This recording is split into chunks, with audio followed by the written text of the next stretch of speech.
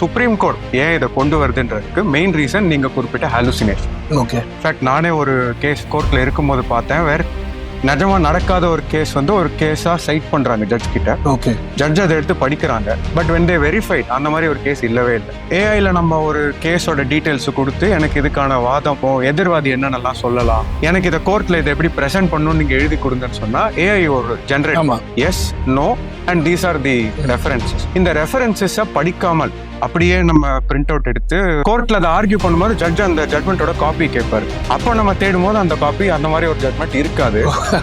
அதே artificial intelligence last ஒரு sentence ஒன்று இருக்கும் which will say it can hallucinate, it is subject to mistakes, please verify. So ஒருத்தர் பொய் சொல்றாருன்றதுக்கு சில பாடி லாங்குவேஜ் ஜட்ஜுக்கே பார்த்தாலே தெரியும். ஓகே. அண்ட் சாட்சி கூண்டு டிசைன் பண்ண விதமும் is to make the witness feel constricted. ஒரு குறுகிய இடத்துல அவரை நிற்க வைக்கும் போது எல்லாருமே அவரை பார்க்குற மாதிரி தோணும். அதனாலதான் எவ்வளோ பெரிய பேச்சாளராக இருந்தாலும் எவ்வளோ பெரிய தலைவராக இருந்தாலும் சாட்சி கூண்டில் நிற்கும் போது கொஞ்சம் they will tremble. ஓகே.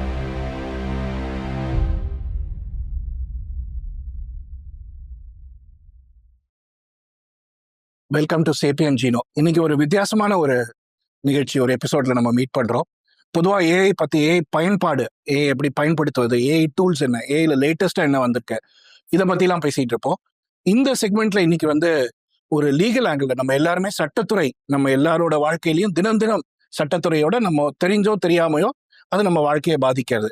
அந்த மாதிரி சட்டத்துறையில அதுவும் இந்தியாவோட மிகப்பெரிய கோர்ட்டான சுப்ரீம் கோர்ட் சமீபத்துல வந்து ஒரு கைட்லைன், ஒரு ரெகுலேஷன் சொல்லியிருக்காங்க. ஏஐ எப்படி பயன்படுத்தணும், எதுக்கு பயன்படுத்தக்கூடாது, எப்படிலாம் ஏஐயோட பிளஸ் என்ன மைனஸ் என்னங்கிறது இது பண்ணி ஒரு ரெகுலேஷன் கொடுத்துருக்காங்க. அதை பத்தி சுருக்கமா நமக்கு விளக்கி சொல்றதுக்கு நம்மளோட சட்டத்துறை வல்லுநர் அட்வொகேட் மிஸ்டர் அரவிந்த் ஸ்ரீவத்சா வந்திருக்கார். Welcome Aravind, welcome to our Sapien Studio. Thank you. Thanks for taking the time today. My pleasure. So இன்னைக்கு என்ன பேசலாம்னா ஸ்ட்ரெயிட்டா டாபிக் போயிடலாம்னு நினைக்கிறேன். சுப்ரீம் கோர்ட்ல ஏஐ நம்ம பயன்படுத்தும் போது, முதல்ல ஒரு 2 வருஷம் முன்னாடி ஏஐ வந்த போது ஏஐ அலுசினேட் பண்ணுது, எதை கேட்டாலும் சொல்லுது, இல்லை தப்பா சொல்லுது. நியூயார்க்ல ஒரு கோர்ட்ல வந்து இல்லாத பிரசிடென்ட்ஸ்லாம் வந்து சொல்லிடுச்சு அப்படின்னு சொல்லிட்டு அதுக்கு ஜட்ஜ் வந்து அந்த லாயர் மேல ஏதோ இது பண்ணியிருக்காங்க நியூயார்க்ல. அப்புறம் ஒரு ஆன்லைன் இது போது கேஸ் போது ஒரு பூனை ஓடி வந்தது, அதெல்லாம் நம்ம பார்த்துருக்கோம், அந்த funny side of AI. But இன்னைக்கு இப்போ எல்லாருமே ஏஐ யூஸ் பண்றாங்க, எப்படி லாயர்ஸ் யூஸ் பண்றோம் அதை பத்தி அடுத்தது பேசுவோம். பட் வந்து இந்த சுப்ரீம் கோர்ட் இன்னைக்கு வந்து டூஸ் அண்ட் டோன்ட்ஸ் கைட்லைன் போட்டிருக்காங்க, அதை பத்தி கருத்து கேட்டுக்கிட்டு இருக்காங்கன்னு. இதோட பேக்ரவுண்ட் என்ன, ஏன் சுப்ரீம் கோர்ட் சொல்ற அளவுக்கு இது இம்பார்ட்டன்ஸ் என்ன அப்படின்னு, அதுக்கு முன்னாடி ஒரு உலகம் ஃபுல்லா வேற ஏதாவது கோர்ட் வந்து ஏஐ பயன்பாடு பத்தி ஏதாவது சொல்லியிருக்காங்க, அங்கிருந்து ஆரம்பிப்பா, அப்புறம் சுப்ரீம் கோர்ட்டுக்கு வரலாம். நிச்சயமா. Thank you for having me on the show. So முதல்ல நீங்க குறிப்பிட்டது போல ஆர்டிஃபிஷியல் இன்டெலிஜென்ஸ் அப்படிங்கிறது நம்மளோட சேர்ந்து கொஞ்சம் வேகமாகவே வளர்ந்துட்டு வருது. ஆமா. சட்டத்துறையில நம்ம இந்தியாவை பொறுத்த மட்டும் முக்கியமான challenges volume of pendency. Okay. அதனால courts have always seen how to embrace technology as a fast way to address pendency and also expedite pending cases. இது கொரோனா நம்மளுக்கு ஒரு பெரிய எடுத்துக்காட்டா நம்ம எடுத்துக்கலாம். It taught us a very good lesson of virtual courts. ஆமா. I think ரொம்ப ஃபாஸ்டா மற்ற கண்ட்ரிக்கு முன்னாடி இந்தியா வந்து virtual courts, online cases hearing வந்து நம்ம சுப்ரீம் கோர்ட் கைட்லைன்ல பண்ணாங்க. கண்டிப்பா. சோ முதல்ல வீடியோ கான்ஃபரன்ஸுக்கு இதே போல ஒரு ரெகுலேஷன்ஸ் கொண்டு வந்தாங்க. எது போல நடத்தணும், என்ன சாஃப்ட்வேர் எல்லாம் யூஸ் பண்ணலாம், வழக்கறிஞர் எப்படி வரலாம், சாட்சி எப்படி வரலாம், கோர்ட் எப்படி நடத்தலாம் இப்படின்ற ரெகுலேஷன்ஸ் வந்தது. அது இன்னைக்கு அமல்ல இருக்கு. ஓகே.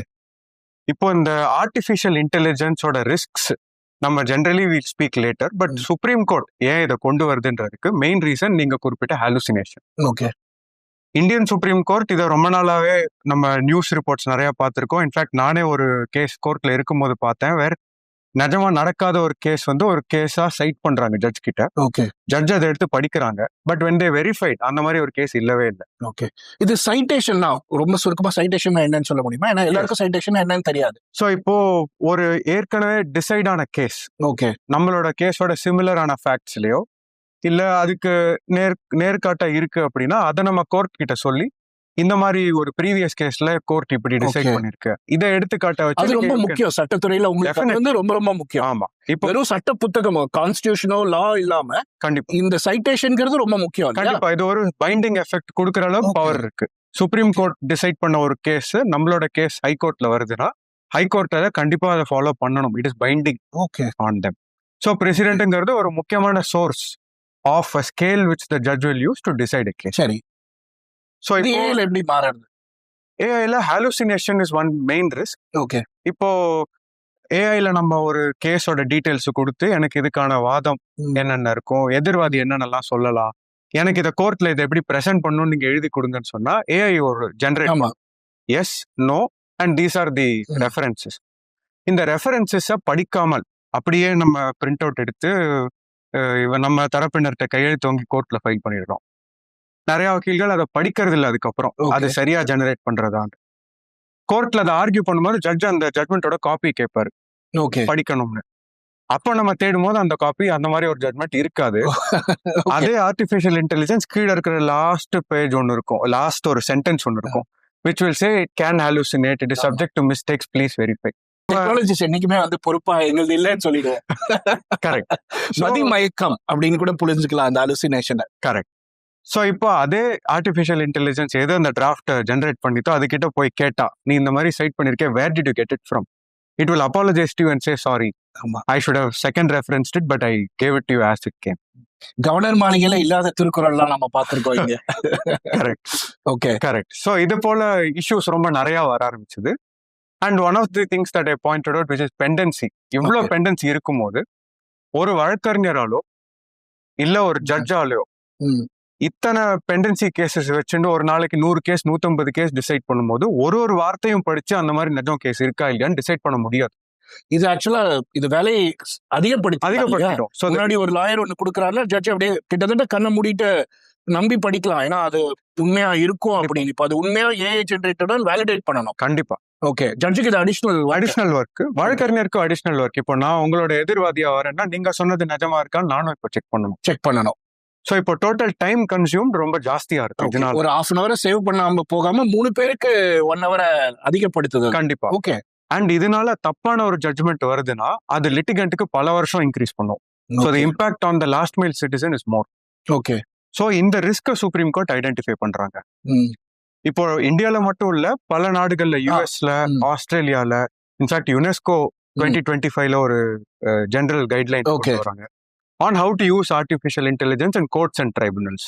ஓகே ஸோ இது ஒரு கைடிங் ஃபேக்டரை வச்சு supreme court has now in June 2026 ஒரு ரெகுலேஷன் கொண்டு வராங்க on do's and don'ts, broadly how they can use artificial intelligence and how not to use. AI பயன்படுத்தி என்ன பண்ணலாம் என்ன பண்ணக்கூடாது அப்படிங்கிற ரெகுலேஷன் கொண்டாங்க. வந்துருச்சா கண்டிப்பா. வரப்போகுது அது? இனி வரப்போகுது. டிராஃப்ட் ரெகுலேஷன்ஸை நோட்டிஃபை பண்ணிட்டாங்க. பப்ளிக் கன்சல்டேஷன் 15 ஜூலை வரைக்கும் பப்ளிக்கோ இந்த செக்டர்ல இருக்கிற ஜட்ஜஸ் அட்வொகேட்ஸ் வந்து அவங்களோட சஜஷன்ஸை கொடுக்கலாம். ஓகே அது ஒன் ஆஃப் தி ரீசன்ஸ் நம்ம இன்னைக்கு பேசுறதுக்கு. நீங்களும் சொன்னீங்க இதை வந்து இப்ப பேசலாம், ஏன்னா இது பப்ளிக் கன்சல்டேஷன் இருக்கு. இந்த வீடியோ பாக்குறவங்களுக்கு இதை பத்தி கருத்து இருந்தா அந்த சுப்ரீம் கோர்ட் ஜட்ஜ் அந்த ரூல் இந்த கைட்லைனை வந்து அரவிந்த் ரெஃபர் பண்ணார், நாங்கள் டிஸ்கிரிப்ஷன்லயும் போடுறோம்.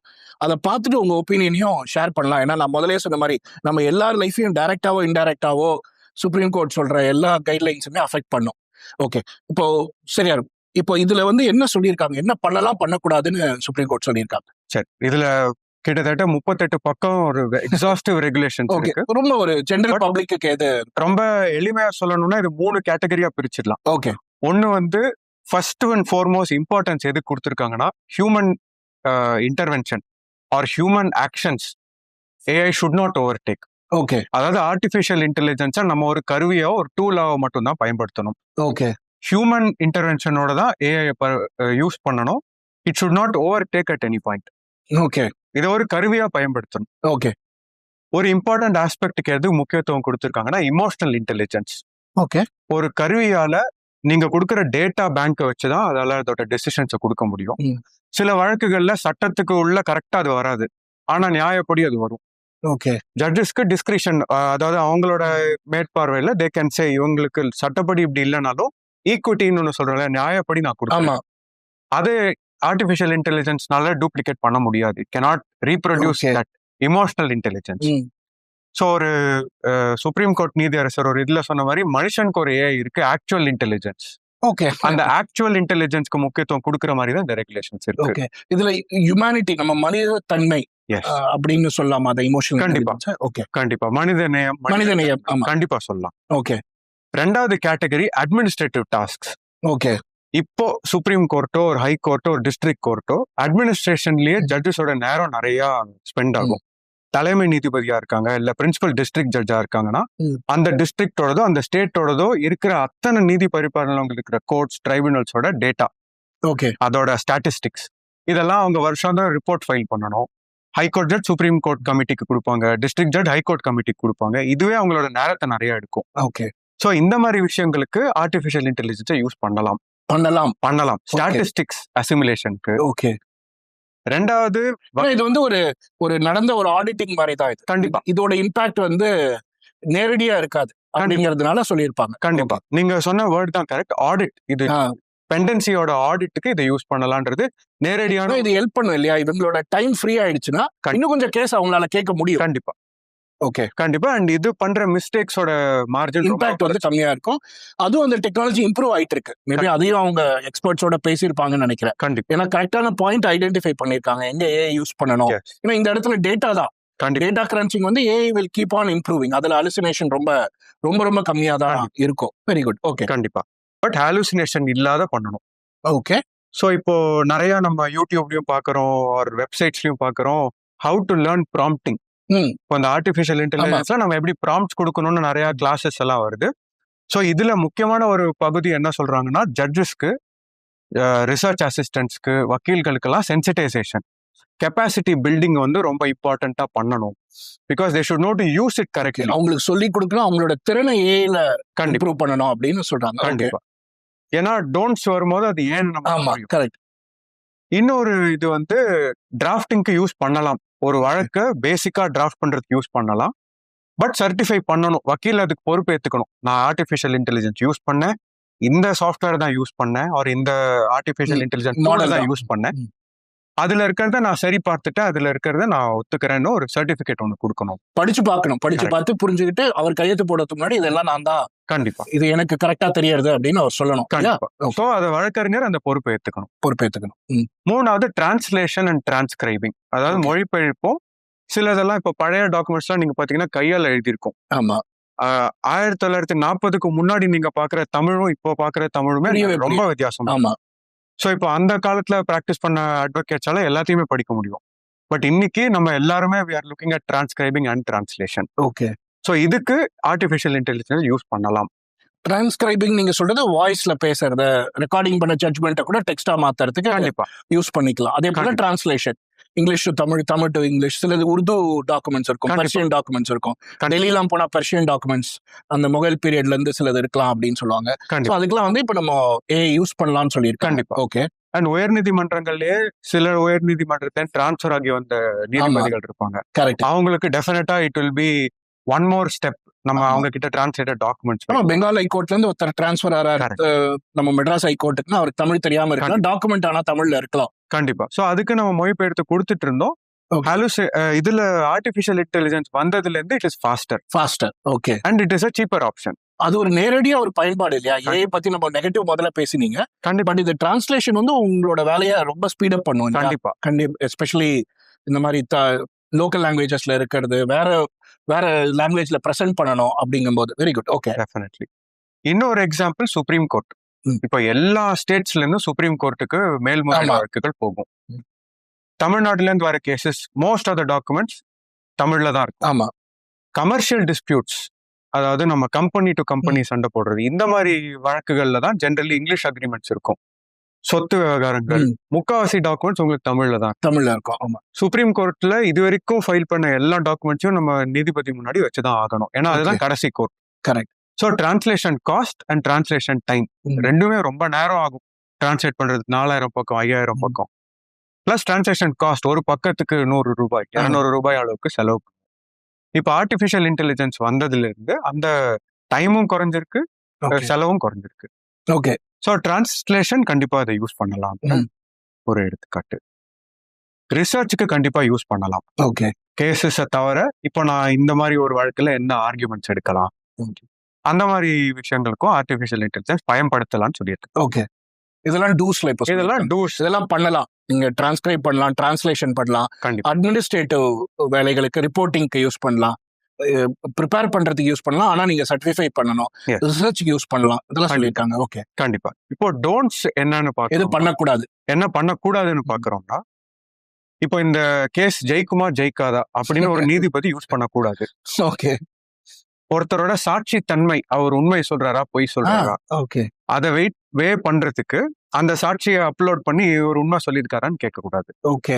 ஃபர்ஸ்ட் பார்ட் எனக்கு புரியுது. இது வந்து ஒரு அஸ்ட்ராலஜி மாதிரி ஆயிடுது. First Yes. இந்த கேஸ் ஜெயிக்குமா ஜெயிக்காதான்னு கேட்கறது வந்து ஸ்பெகுலேட்டிவா கண்டிப்பா. போயிடும். Law is not based on speculation, law is based on written facts. கண்டிப்பா. என்ன எனக்கு முன்னாடி சமர்ப்பிக்கப்பட்ட உண்மைகளை வச்சு சொல்லணும். Yes. அது இது புரியுது. இந்த ரெண்டாவது இன்ட்ரெஸ்டிங்கா இருக்கு. எதுக்கு அப்படி சொல்றாங்க? இப்போ நம்ம லை டிடெக்டர்லாம் நம்ம சொல்றோம், கண்டிப்பா. உண்மை பேசுவாரா, சினிமால பார்ப்போம், ஊசி போட்டு இல்ல ஒயர்லாம் மாட்டிட்டு கண்டிப்பா. உண்மை சொல்றானான்னு கேட்போம், பொய் சொல்றானா உண்மை சொல்றானா, அது கண்டிப்பா. நல்ல யூஸா தானே தெரியுது.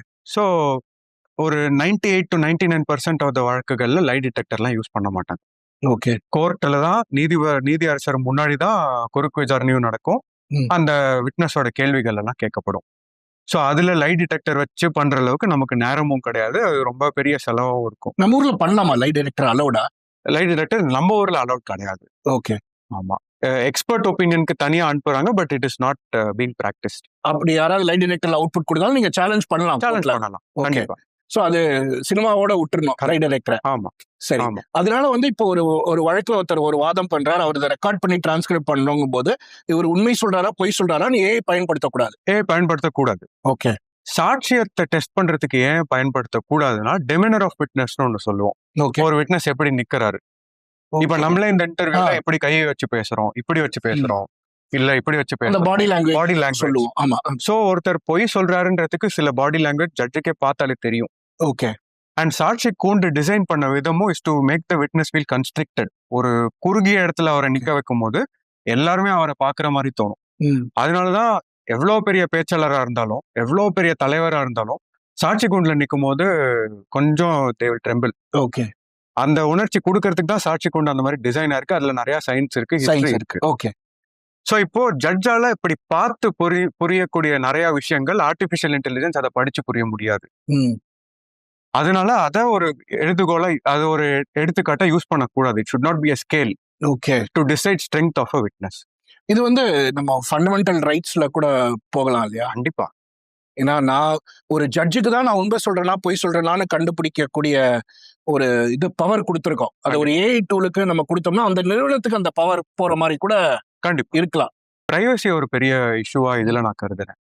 ஏன்னா இப்போ ஆர்டிபிஷியல் இன்டெலிஜென்ஸை அன்ரெகுலேட்டடா விட்டுட்டோம்னா கிளையண்டோட இன்ஃபர்மேஷன் எல்லாத்தையும் நம்ம ஆர்டிபிஷியல் இன்டெலிஜென்ஸ் கொடுத்துட்டே இருக்கோம். ஆமா, இப்போ அதுல அவங்களோட சென்சிட்டிவ் இன்ஃபர்மேஷன் இருக்கலாம். கரெக்டா. எல்லா கேஸும் வெறும் சொத்து விவகாரம் இருக்காது. சிலர்ல there may be criminal offences, sexual offences, family disputes which have sensitive information. எனக்கு தெரிஞ்சு இந்த பிரைவசி நீங்க சொல்லும்போது சினிமாவில் நம்ம பார்ப்போம், ஒரு ரேப் கேஸ்னாக்கா ஜட்ஜ் வந்து க்ளோஸ் ரூம்ல தான் அதை விசாரிப்பாங்க. அந்த இன்சிடென்ட் வந்து வெளியில எல்லாருக்கும் அந்த விக்டிமுக்கு அதை சொல்றது கஷ்டமா இருக்கும்னு ஒன்று பிரைவசி சொல்லுவாங்க. இன்னொன்று வந்து கவர்மெண்ட் ஆஃப் இந்தியாவோ கவர்மெண்ட் ஆஃப் தமிழ்நாடோ வந்து சீல்டு என்வலப்ல சில சமயம் க்ளோஸ் பண்ணி கொடுப்பாங்க. ஜட்ஜுக்கு மட்டும்தான் அந்த விஷயம் தெரியணும் அப்படிங்கிற மாதிரி கேஸ்லாம். அதெல்லாம் நம்ம ஆர்டிஃபிஷியல் இன்டெலிஜென்ஸ்ல போட்டோம்னா அந்த நிறுவனத்துக்கு அந்த டேட்டா போக வாய்ப்பு இருக்கு. இல்லையா? ஸோ பிரைவசிங்கும் போது சீக்கிரசியும் சேர்ந்து வருது. ஓகே, அல்கரிதம் பேஸ்டா டிசைட் பண்ணக்கூடாது ஒரு வழக்க. ஓகே, இது ஒரு அல்கரிதமோட டெஃபினேஷனும் கொடுத்துட்டாங்க இந்த ரெகுலேஷன்ஸ்ல. அதை பேஸ் பண்ணி ஒரு வழக்கை நீங்க டிசைட் பண்ணக்கூடாது அப்படின்றதையும் கொடுத்துருக்காங்க. இப்போ யூரோப்ல சில ஸ்மால் கண்ட்ரீஸ்ல வந்து they have started using artificial intelligence to decide cases. எந்த மாதிரி கேசஸ்னா டிராஃபிக் டிக்கெட்ஸ், ஒரு சிக்னல்ல மீறி போனதோ, பார்க் பண்ணக்கூடாத இடத்துல பார்க் பண்ண, அந்த மாதிரி வழக்குகள்லாம் you can decide with artificial intelligence. Okay, அது கேமரால அந்த ஸ்கிரீன்ஷாட் இருக்கும், அதை பேஸ் பண்ணி அவங்க வயலேட் பண்ணிருக்காங்களா இல்லையான்னு மிஷினே டிசைட் பண்ணி டிக்கெட் இது பண்ணிடும். ஆமா, அதை நீங்க பே பண்ணலாம், கண்டெஸ்ட் பண்ணணும்னா கோர்ட்டுக்கு போகலாம் அதுக்கு எதிராக. ஓகே. ஸோ இது வந்து சின்ன நாடுகள்ல மொத்த கேஸ் 700 கேஸ் தான் அந்த நாட்டிலேயே இருக்கும். அந்த மாதிரி நாடுகள்ல இட் வில். ஸோ இப்போ அல்கோரிதம் பயன்படுத்தக்கூடாதுன்னா வேற எந்த மாதிரி ஒரு எக்ஸாம்பிள் எங்க பயன்படுத்தக்கூடாதுன்னு சொல்றாங்க? அல்கோரிதம் இப்போ ஒரு மோட்டார் வெஹிக்கிள் ஆக்சிடென்ட் கேஸ் இருக்கு. சரி, முக்காவாசி மோட்டார் வெஹிக்கிள் ஆக்சிடென்ட் கேஸ்ல இந்த மாதிரி தான் நடந்திருக்குன்னு ரிசோர்ஸ் அல்கோரிதம்ல இருந்ததுன்னா, டேட்டா இருந்ததுன்னா, ஓகே, அதை பேஸ் பண்ணி அரவிந்துக்கும் கொடுக்கணும், விஸ்வக்கும் கொடுக்கணும்னு சொல்லக்கூடாது.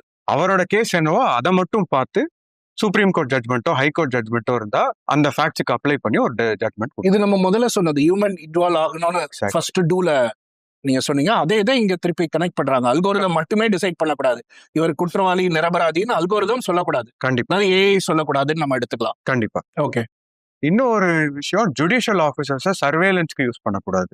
ஓகே, அது அவங்களோட பிரைவசிக்காகவும் அவங்களோட செக்யூரிட்டிக்காகவும். அதை எக்ஸ்பிளைன் பண்ணுங்க.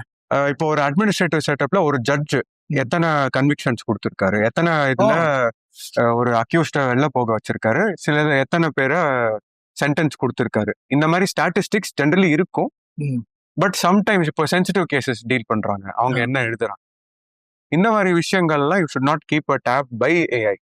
ஓகே, ஸோ அது ஜுடிஷியல் அப்போ ஆஃபீஸர் வந்து நாளைக்கு அலோகேஷன் கூட இப்ப சொல்லுவாங்க, நம்ம சினிமால தான் நான் பார்த்தது, இது உண்மையான எனக்கு தெரியாது, இந்த ஜட்ஜு கிட்ட போனீங்கன்னா உங்க விவாகரத்துக்கு கிடைக்கவே கிடைக்காது, கொடுக்கவே மாட்டாரா கண்டிப்பா அப்படின்னு ஒரு ஒப்பீனியனா சொல்ற மாதிரி சினிமால காட்டுவாங்க. கண்டிப்பா. இப்போ ஏஐக்கு அந்த டேட்டா ஆக்சுவலா கரெக்டா தெரியும், இந்த ஜட்ஜ் என்ன கொடுத்திருக்காரு கொடுக்கல அப்படின்னு. அப்போ வந்து அதை அலோகேட் பண்ணும்போது நான் அந்த இதை இன்ஃபுளுயன்ஸ் பண்ணலாம் இல்லையா? கண்டிப்பா. எனக்கு வந்து இந்த ஜட்ஜுக்கு முன்னாடி என்னோட கேஸ் போகணும் அப்படிங்கிற மாதிரி நான் அந்த ஏஐ சாஃப்ட்வேர் இது பண்ணனா அதனால கூடாதுங்கிறாங்க. கண்டிப்பா. அல்கோரிதம் cannot decide the ஜட்ஜோட இத பிஹேவியரை வந்து அனலைஸ் பண்ணக்கூடாதுன்னு சொல்றாங்க. ஓகே.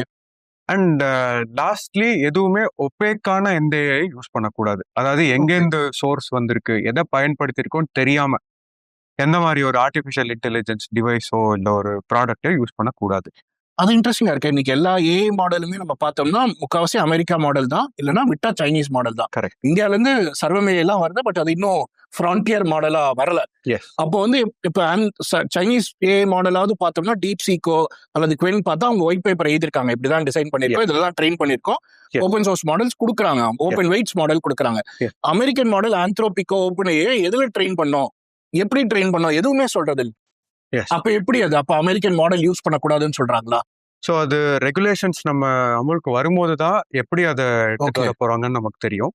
பிளாக் பாக்ஸ்னு ஒன்று டிஃபைன் பண்றாங்க. அண்ட் நீங்க சொன்ன ஒயிட் பேப்பரும் இருக்கு, ஓகே, ரெகுலேஷன்ஸ்ல இருக்கு.